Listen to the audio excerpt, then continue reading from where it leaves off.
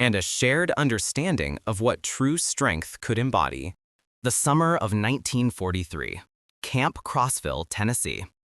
A German soldier, one among thousands of Wehrmacht men recently captured in North Africa, stood transfixed. Before him, in a pristine glass bottle, a dark, effervescent liquid shimmered, its bubbles rising in an endless, mesmerizing dance. He had never seen anything quite like it. This was Coca-Cola. To this young man, hardened by the brutal realities of the Eastern Front, a soldier forged in the crucible of Nazi Germany's war machine, this simple bottle represented an impossible reality. For years, the relentless drumbeat of Goebbels' propaganda had echoed in his ears, painting a vivid, sinister picture of America. It was a nation of decadent, racially impure city dwellers, a land on the brink of economic collapse, its people starved and demoralized, its industrial capacity a myth. America was weak, a paper tiger ready to crumble before the might of the Reich. Yet here he was, on American soil, confronted by an abundance that defied every single lie he had been fed. This sugary, carbonated drink, so readily available, so seemingly frivolous, was the first undeniable crack in the edifice of his indoctrination. Coca-Cola wasn't just a beverage, it was a potent symbol. It embodied an industrial prowess so vast, a consumer culture so entrenched, that it could dedicate precious resources in wartime to producing such a luxury, not just for its own citizens, but even for its enemies. It was a tangible, bubbling embodiment of a thriving nation, confident and rich beyond the wildest imaginings of a German populace living under strict rationing and constant deprivation. The paradox was stark. How could a nation described as starving offer such a seemingly endless supply of sweet indulgence? The first shock was profound, a whisper of doubt in the storm of certainty that had defined his world. He looked at the bottle, then at the sprawling, well-organized camp around him, and a new, unsettling question began to form in his mind. The unsettling question that had begun to form in the German soldier's mind was not merely about the existence of Coca-Cola, but about the very foundations of his understanding of the world. For years, his reality had been meticulously constructed, brick by brick, by the Third Reich's pervasive propaganda machine. It was a suffocating ideology, hammered into every facet of German life, from schoolhouses to military barracks. Joseph Goebbels, the architect of this grand deception, had perfected the art of the lie, painting a vivid, albeit false, picture of the Allied nations. America, in particular, was depicted as a decaying, materialistic society, crippled by its own internal divisions and on the brink of economic collapse. Its soldiers, so the narrative went, were weak, decadent, and ill-prepared for the rigors of modern warfare. They were told of a nation where the populace starved, where industry faltered, and where Jewish Bolshevik influence had rendered it utterly incapable of sustaining a war effort, let alone a global superpower. Germany, by stark contrast, was the beacon of strength, discipline, and racial purity, destined to triumph over such a feeble adversary. This was not just political rhetoric, it was the absolute truth, hammered home through every newspaper, radio broadcast, and newsreel. It was the air they breathed, the certainty they clung to amidst the chaos of war. But the moment a German prisoner of war stepped onto American soil, this carefully constructed reality began to crumble. The first palpable shock wasn't a battle or a bombing raid, it was the profound, mundane abundance. Instead of a starving, downtrodden populace, they saw well-fed, robust American civilians and soldiers. The camps themselves, far from the brutal, resource-deprived facilities they had been led to expect, were surprisingly well-ordered, clean, and stocked. The guards, often young and seemingly unburdened by the shortages that plagued their own homeland, appeared healthy and surprisingly well-provisioned. The sheer scale of American infrastructure, the endless lines of cargo ships, the vastness of the land, all of it screamed a truth utterly contradictory to Goebbels' lies. The Coca-Cola in that bottle, the unexpected ice cream, the simple, undeniable reality of prosperity staring them directly in the face, created a jarring, visceral cognitive dissonance. It was as if the ground beneath their feet had suddenly shifted, forcing them to confront an impossible question. If this was the reality, then what else had they been told was a lie? After being captured, usually on the dusty, sun-scorched fields of North Africa, the German prisoners steeled themselves for the harsh realities they had been taught to expect. Nazi propaganda had painted a vivid picture of America as a decadent yet struggling nation, unable to sustain its own population, let alone feed thousands of enemy soldiers. They anticipated meager rations and a Spartan existence befitting defeated foes at the hands of a supposedly starving adversary. But the voyage across the vast Atlantic proved to be the first tremor in the foundation of their deeply held beliefs. Even as they were processed through temporary camps in North Africa, the American-supplied K-rations created an immediate, bewildering contrast. These were not the scraps of a starving country. They were compact, calorie-dense, and surprisingly varied, containing items like cigarettes, chewing gum, and even small chocolate bars, luxuries unseen by an ordinary German soldier at the front. Then came the sea journey itself, packed aboard sturdy Liberty ships, vessels designed for urgently transporting vital supplies, but now repurposed to carry men. Here, the real shock began to unfold. Instead of the gruel and moldy bread they might have expected, the American mess halls served meals that, while not gourmet, were undeniably substantial. Fresh bread, canned meat, vegetables, coffee, and even fruit were provided regularly. The sheer quantity alone astonished men who had lived under strict rationing for years. But it was one particular moment, a culinary anomaly amid the ocean's expanse, that truly began to shake their worldview. Imagine, if you can, the vast, unforgiving Atlantic, a world of gray waves and endless horizons. And there, aboard a troop transport filled with enemy soldiers, the unthinkable occurred. The American cooks, with an almost casual efficiency, brought out tubs of ice cream. Ice cream, a frozen dessert, symbol of indulgence and abundance, freely served to men who had believed their captors were on the brink of collapse. For many, it was the first taste of such a luxury in years, if not their entire lives. This was not mere food, it was a powerful symbol, a sweet, cold, undeniable contradiction to every lie they had been fed about the enemy. A sweet, cold, undeniable contradiction to every lie they had been fed about the enemy. But the ice cream was merely the overture. The true scale of American abundance had yet to be revealed, beginning the moment they set foot on this country's shores. After weeks adrift at sea, the sight of the American coastline was a blend of dread and anticipation.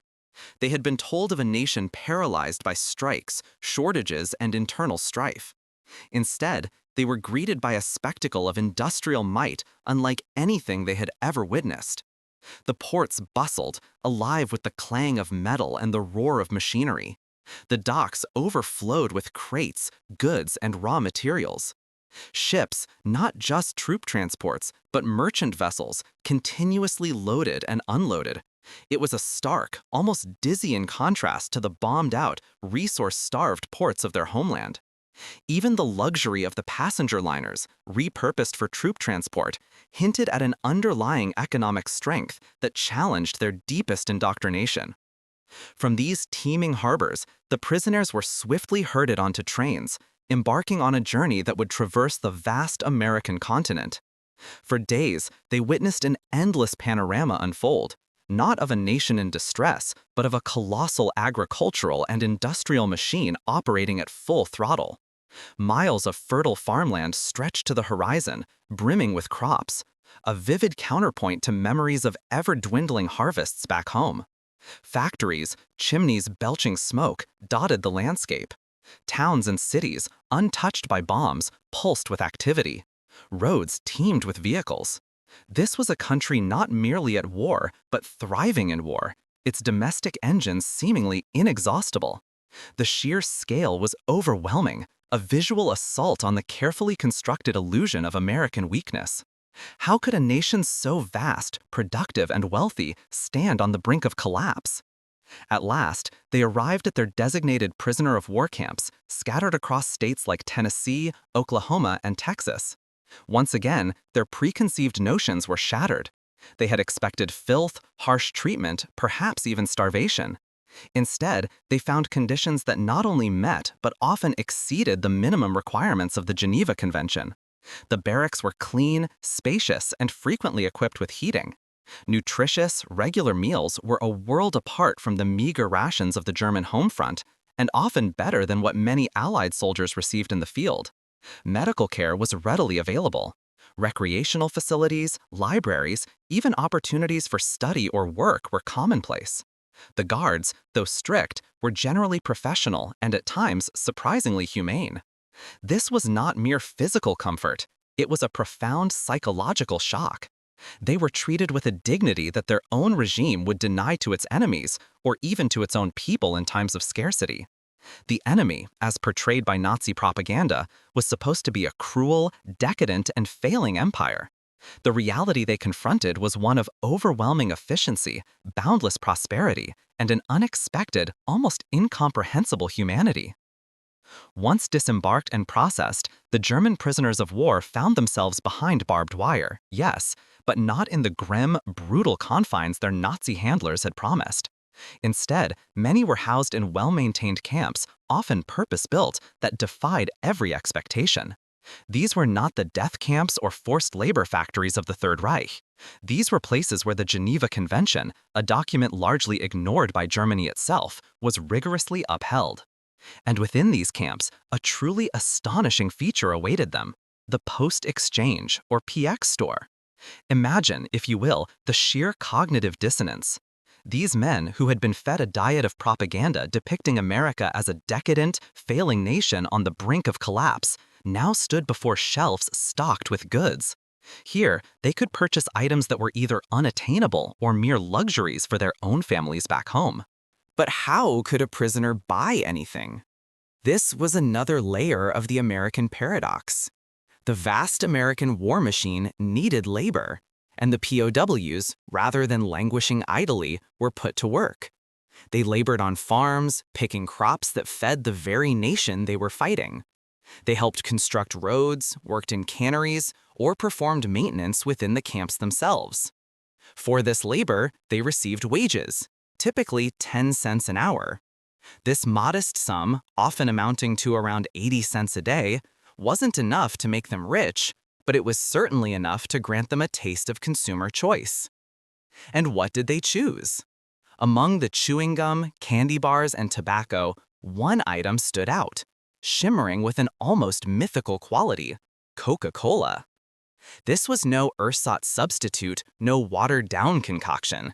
This was the real thing, the crisp, sweet, bubbly elixir of American industrial might, available in plentiful supply.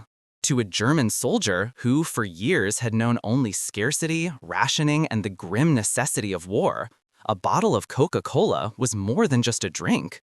It was a tangible, undeniable symbol of a society operating on a completely different plane. It represented an accessible abundance, a vibrant industrial democracy that, even amidst a global war, could still produce and distribute such luxuries to its very enemies. It was a daily, visceral challenge to every lie they had been told about the decadent and weak American enemy. The availability of such simple pleasures, purchased with their own earned wages, slowly but surely began to chip away at the bedrock of their indoctrination, preparing them for a far greater ideological transformation than any re-education program could have achieved. If Coca-Cola was the first liquid shock to their deeply ingrained propaganda, then another revelation, far sweeter and perhaps even more profound, awaited them: ice cream and sugar. In a Germany crippled by war, where every gram of sugar was a meticulously rationed commodity, a luxury guarded with almost religious fervor, and where dairy products like milk and cream were often diverted to the war effort or reserved for the most essential civilian needs, the very idea of ice cream was a distant, almost mythical childhood memory.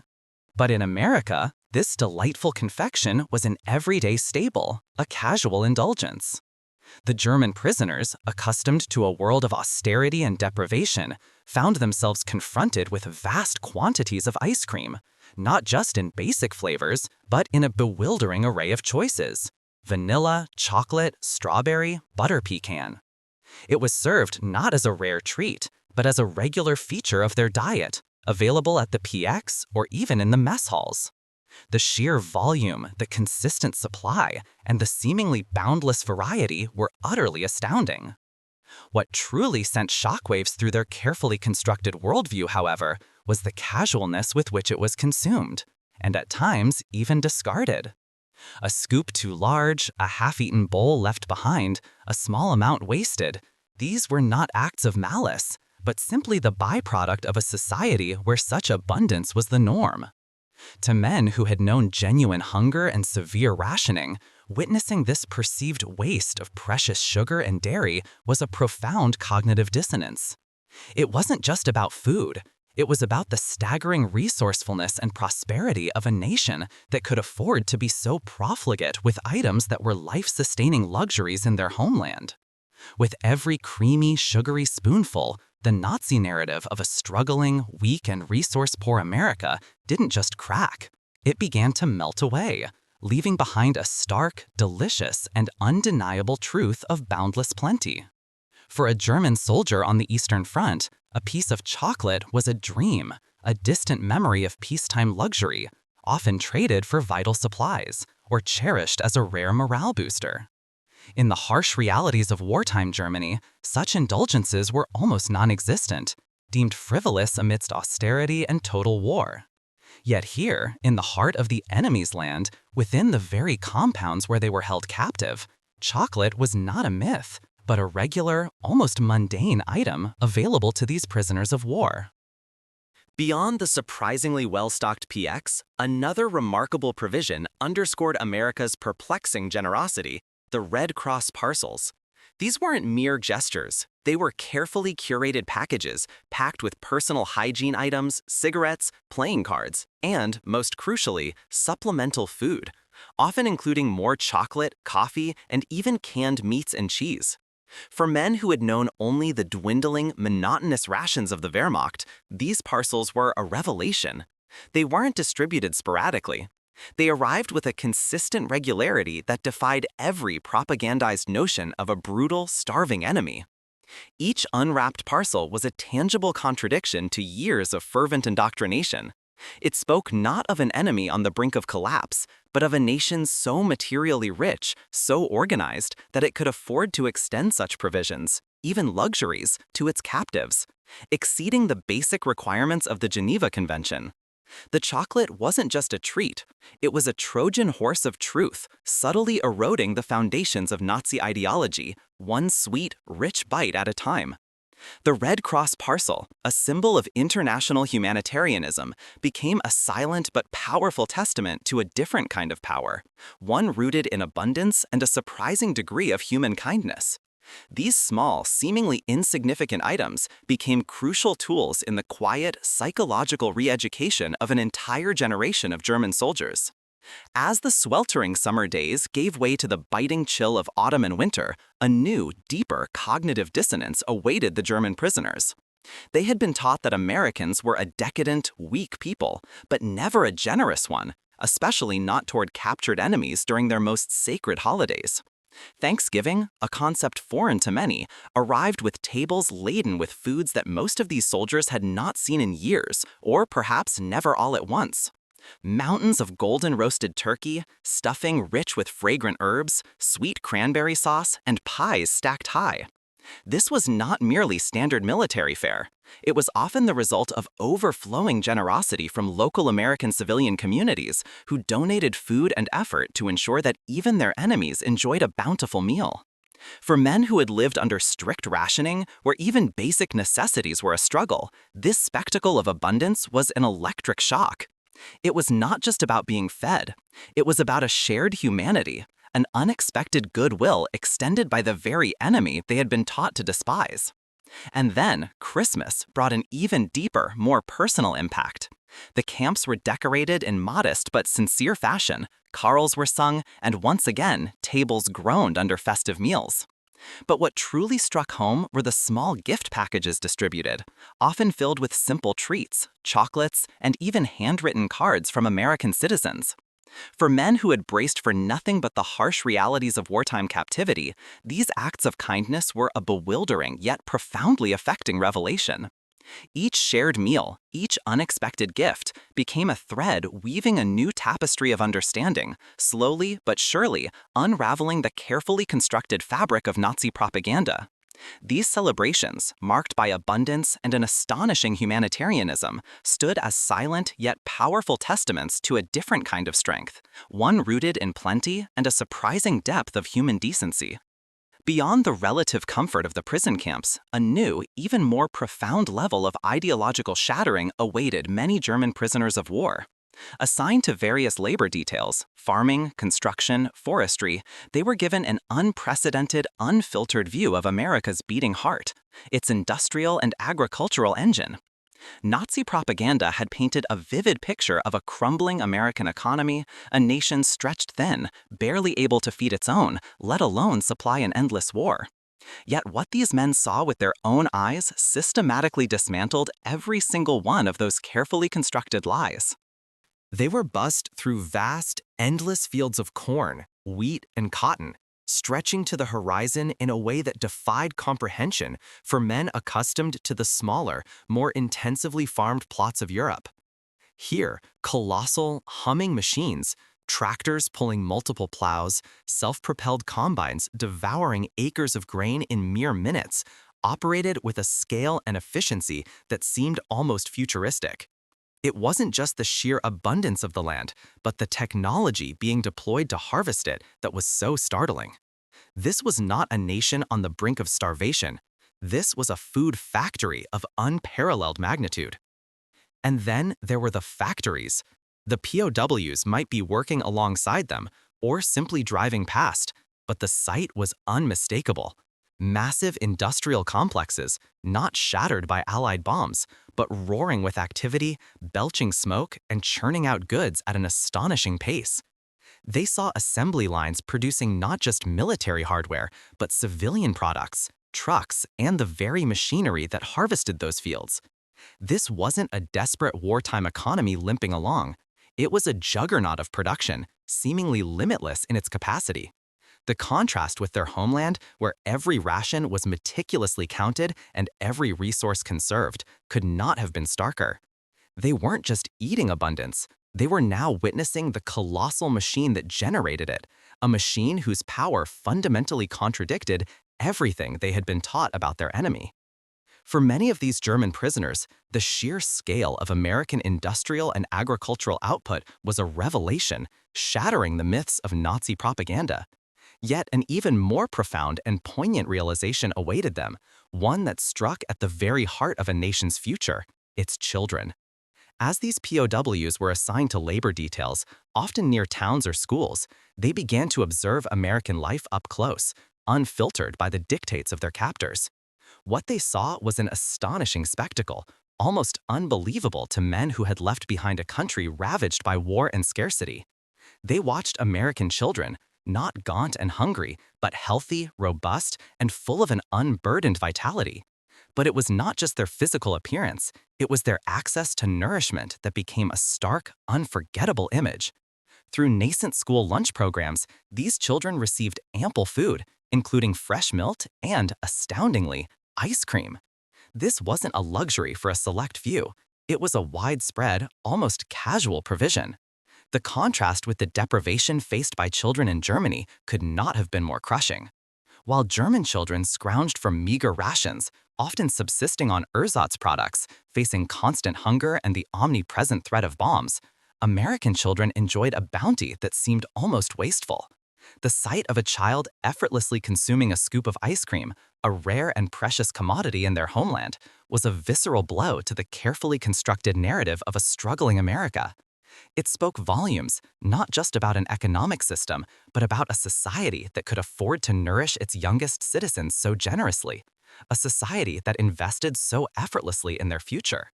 This wasn't merely a testament to American abundance, it was a living, breathing demonstration of a nation's strength and its boundless, self-renewing vitality. It wasn't just about what America had, it was about what America could give, even to its children, and the profound implications that held for the future of democratic ideals.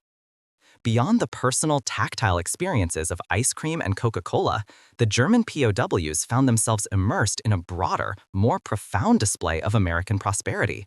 Their window into this bewildering new world extended far beyond the confines of their camps, reaching into the very fabric of American civilian life through local diners, newspapers, and magazines. Then came the printed word. Access to American newspapers and magazines, whether through camp libraries or carefully selected, approved materials, offered another layer of revelation. These publications, vibrant with advertisements and news, painted a picture of a society rich in consumer goods, where refrigerators, automobiles, and fashionable clothing were not distant dreams but everyday realities. The advertisements themselves were a form of psychological warfare, subtly showcasing a world of comfort and choice utterly alien to the austerity of wartime Germany. The propaganda had promised a nation on the brink of collapse, starving and weak. What the prisoners saw in print was a dynamic, consumer-driven economy, seemingly untouched by the vast demands of a global war. But it was in the cold, hard numbers that the true scale of America's power became undeniable. Hidden within the pages of these newspapers, or perhaps explained by their more enlightened American guards, were statistics that staggered the imagination. These weren't just anecdotal observations, they were overwhelming figures detailing America's industrial and agricultural output. Germany, despite its military might, was always a nation of limited resources, its war machine fueled by conquest and rationing. America, by contrast, was producing millions of tons of steel, billions of bushels of grain, and manufacturing vehicles, weapons, and consumer goods at a rate that dwarfed anything the Axis powers could ever hope to achieve. A single Ford factory could outproduce entire German industrial sectors. The sheer, relentless capacity of American industry, turning out planes, tanks, and ships alongside everyday necessities like toothpaste and cornflakes, solidified their understanding. This was not a nation that could be starved or broken. This was an economic colossus, an engine of unparalleled abundance, running on the principles of democratic freedom and unfettered production. The German prisoners, now relatively well-fed and often earning small wages for their labor, found themselves in an unimaginable position.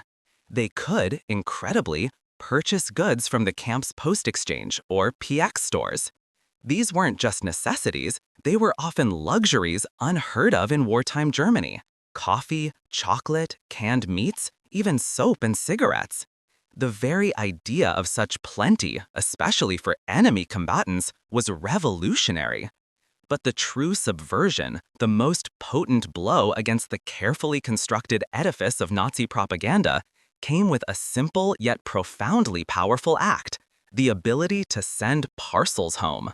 Imagine the cognitive dissonance.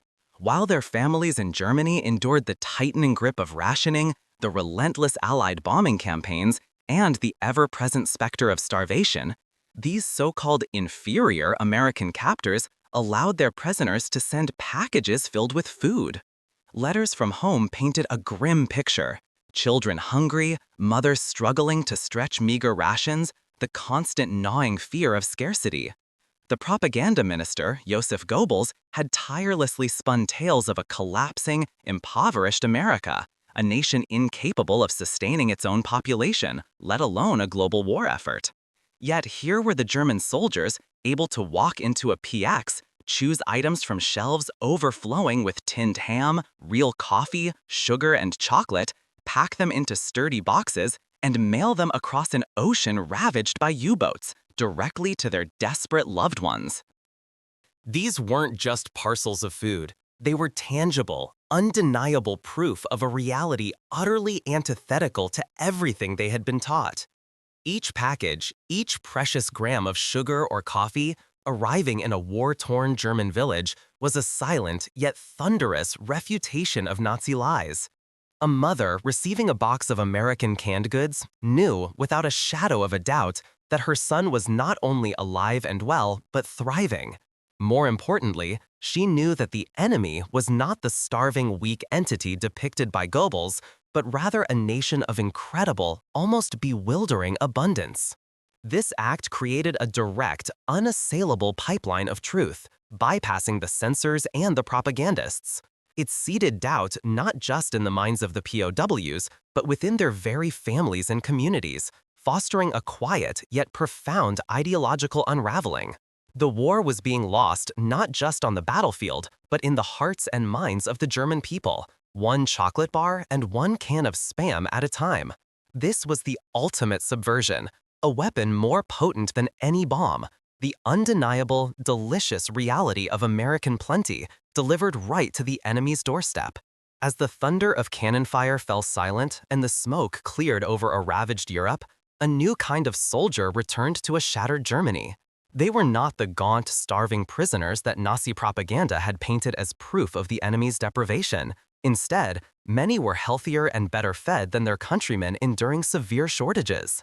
These were the German POWs who had tasted Coca-Cola, savored ice cream, and witnessed an industrial juggernaut that defied every one of Hitler's lies. Their journey, however, was not over. It had merely shifted from physical relocation to an ideological transformation, one that would profoundly shape their homeland's future. Returning to a nation grappling with catastrophic destruction and a deep crisis of identity, these former prisoners of war became unwitting but powerful ambassadors of a new mindset. They did not speak of a decadent, feeble America as Goebbels had preached, but of a land of unimaginable abundance, humane treatment, and genuine democratic spirit. Their stories, told to skeptical families and communities, carried undeniable weight.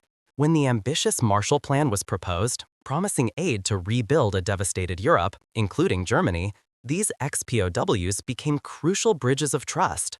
Who could better vouch for America's generosity and real intentions than those who had personally experienced its plenty and kindness, even as prisoners of war? They were living proof that the American system worked, that its wealth was real, and that its intentions, however complex, included a desire for stability and peace. Their first-hand accounts of full bellies, fair treatment, and the United States' sheer productive capacity helped counter lingering anti-American sentiment and foster a reluctant, then growing acceptance of aid.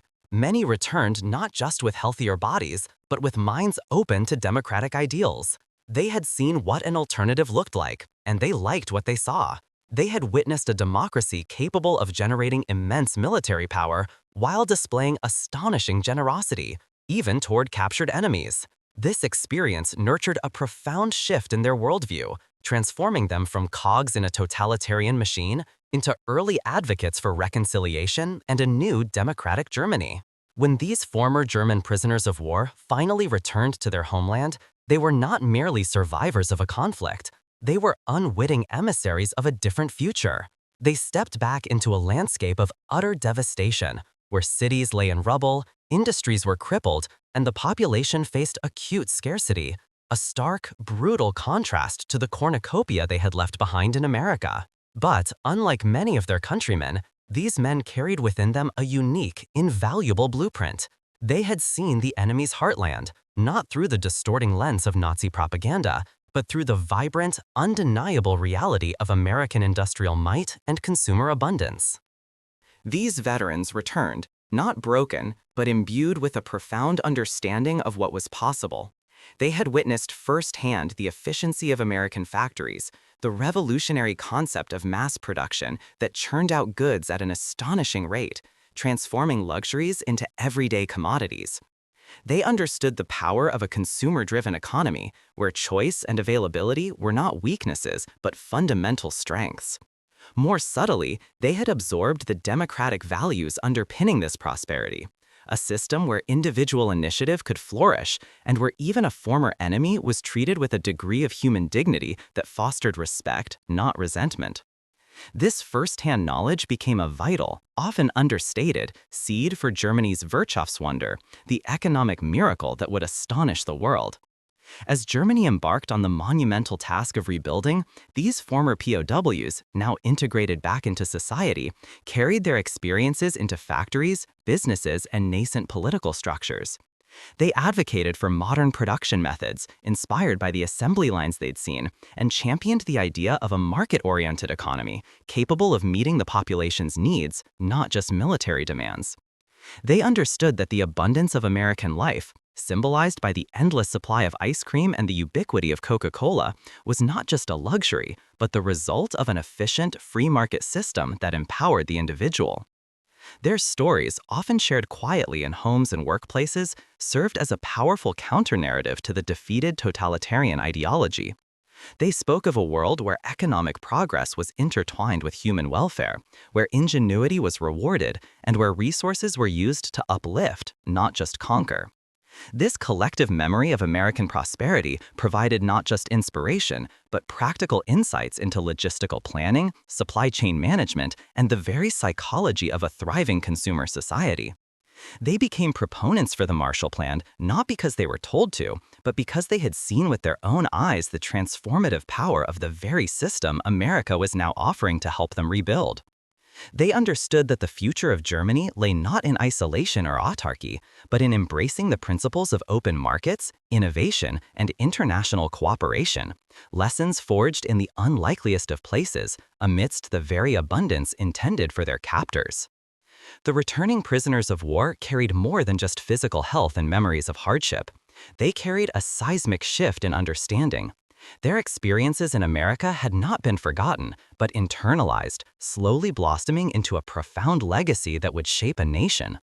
Decades later, their voices would echo with a consistent theme: the overwhelming reality of American plenty. They spoke of the initial shock, the disbelief that an enemy could live with such ease, such boundless access to resources that were mere dreams in their homeland. Many, like former POW Rudolf Höss, would recall not just the taste of ice cream, but the sheer quantity of it, an almost casual extravagance that defied every tenet of Nazi propaganda. This first-hand exposure was a potent seed. After the war, as Germany began its arduous rebuilding, American cultural touchstones, once encountered in the context of captivity, began to permeate daily life. Coca-Cola, that effervescent symbol of industrial democracy, flowed into a thirsting Europe. It wasn't just a drink, it was a tangible link to the wealth and promise they had witnessed. Its ubiquitous presence on German streets, in cafes, and later in homes became a silent, sweet testament to the worldview these former POWs had brought back. And then there were the supermarkets, the sprawling aisles, the seemingly endless choices, the refrigerated cases brimming with fresh produce and packaged goods, a direct echo of the abundance they had seen in American PX stores and civilian grocery shops.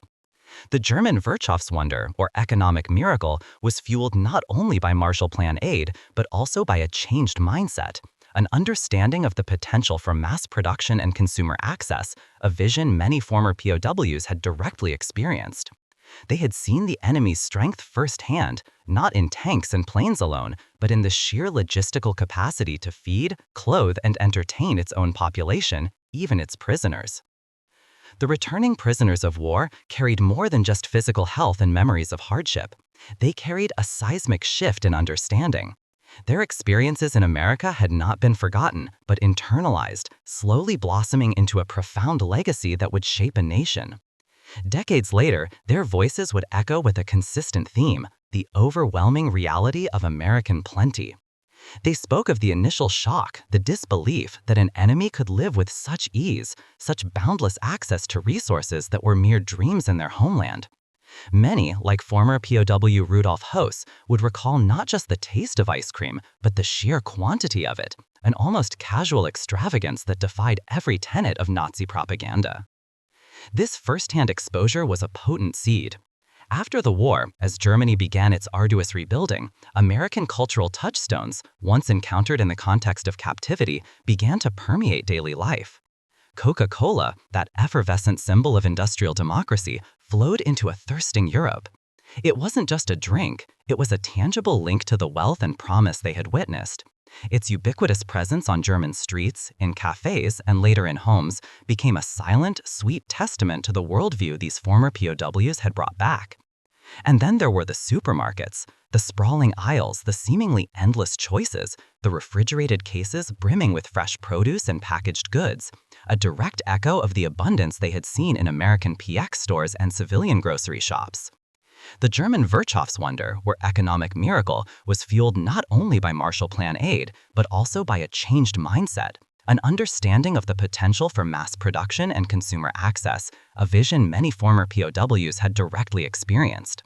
They had seen the enemy's strength firsthand, not in tanks and planes alone, but in the sheer logistical capacity to feed, clothe, and entertain its own population, even its prisoners.